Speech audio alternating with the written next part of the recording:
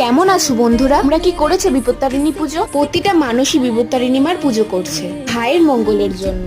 আমার মাও বিপত্তারিণী মার পুজো করছে। বিপত্তারিণী মার পুজো তো একা একা করা যায় না, সবাই মিলে একসাথে দলবদ্ধ হয়ে মার বিপত্তারিণী পুজো করতে হয়। আর এই পুজোর মেন নিয়ম, নিজের ঘরের টাকা দিয়ে পুজো করা যাবে না, এই পুজো করতে গেলে মাগন আনতে হবে আর কি, এরকমই রিচুয়ালস আছে। যাই হোক, আগের ক্লিপগুলো আমি ভয়েস ওভার দিয়ে রেখেছিলাম। আর এখন আমার শরীরটা খুব খারাপ। আমি সারা বিকেল ঘুমিয়ে ঘুম থেকে উঠে গেলাম দোকানে গিয়ে কিছু খাবার নিয়ে আসলাম, ফ্রিজ থেকে জলের বোতল বের করলাম, কারণ আমার শরীরটা একদম ভালো ছিল না। কারণ তোমরা সবাই জানো গার্লস প্রবলেম হলে শরীর একদম খারাপ থাকে আর পেটে প্রচন্ড পেন হয়।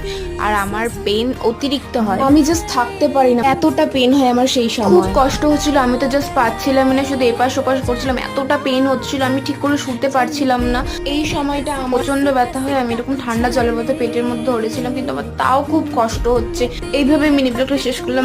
আজকের জন্য এতটুকু।